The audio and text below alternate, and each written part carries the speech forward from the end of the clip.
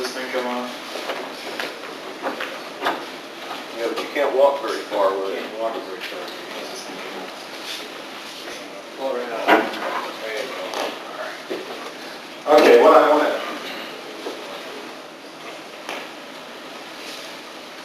What I'd like to do very briefly is just as an example of how one of these transcontinental networks actually works, is to use the example of a train we know fairly well down here in LA, namely the Southwest Limited. As everybody knows, it's good old numbers 3 and 4, which in fact is indicated on this map by, I believe it's one of the red lines if I remember. But anyway, it runs across here from Chicago to Kansas City and then continues on its merry way as a single service down to LA.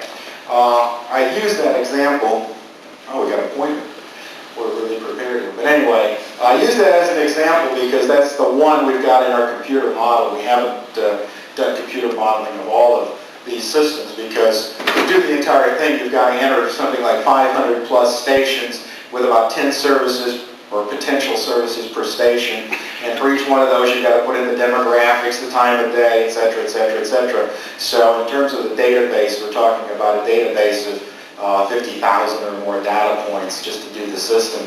And we decided to do it a little simpler, keep it to maybe 10,000 data points by doing one subsystem at a time. Since I have to type it in, it's a big consideration. The computer's fast, but those terminals are still as slow as a typewriter or the guy pushing the buttons.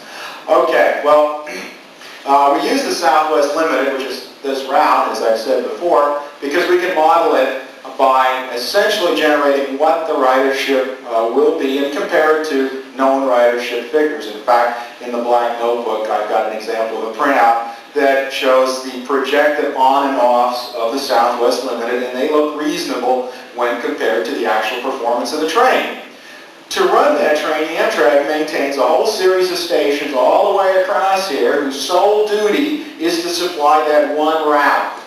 Okay, those people are on duty whether or not we run one route, 2 routes, or 17 routes. Now, we're not talking about running 17 trains.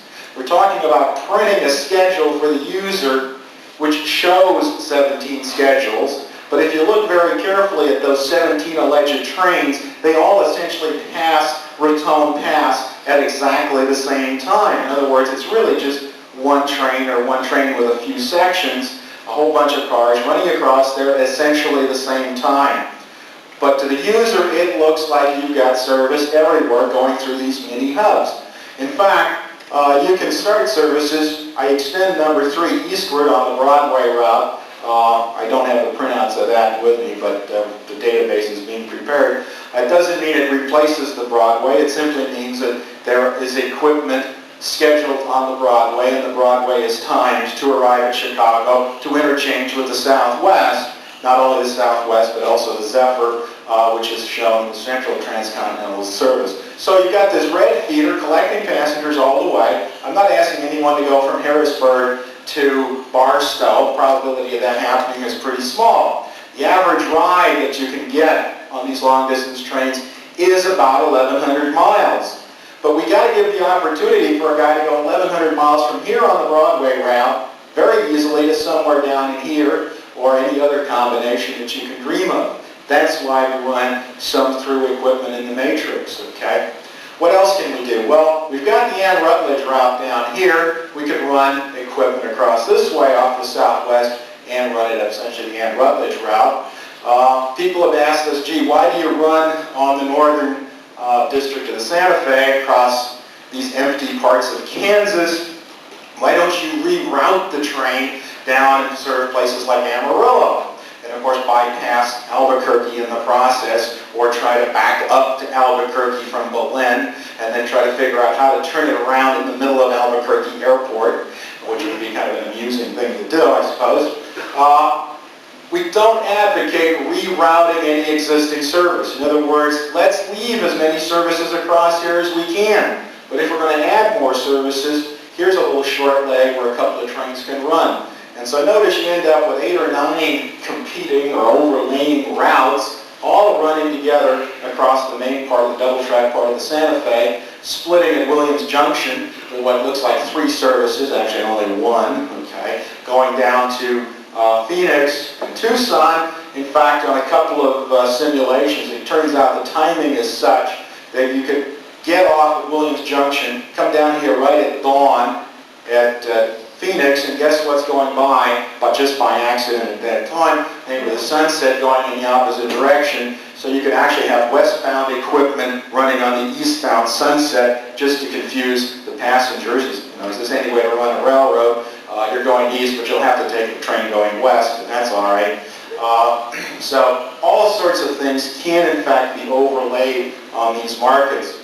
What we've done in the computer so far is to just overlay 6 of these routes to compare it with the Southwest, namely 3 routes running this way, 3 routes running around that way. All 6 of them in the computer model run around on that line, and then they split. The reason you've got 3 on this route and 3 on this is because there's 3 potential endpoints. So it gives you a total of just 6 schedules that are in the computer. They all run together, essentially as one train or 2 sections of one train. And we look at the costs involved with adding those extra cars. We compute those costs, and we compute the extra potential ridership generated by those additional services. And what we find is that when you do that, the operating ratio, fully allocated, whatever that may mean, but we print out a number that we call the fully allocated operating ratio, goes from about 57% for the single train, which means revenues of about $30 million, offset by costs of about $57 million.